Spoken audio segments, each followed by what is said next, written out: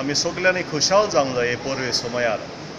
आंकवार मारिया देवाचो आशिर्वाद सगल्या मनीसकुळाक जोडून घेता।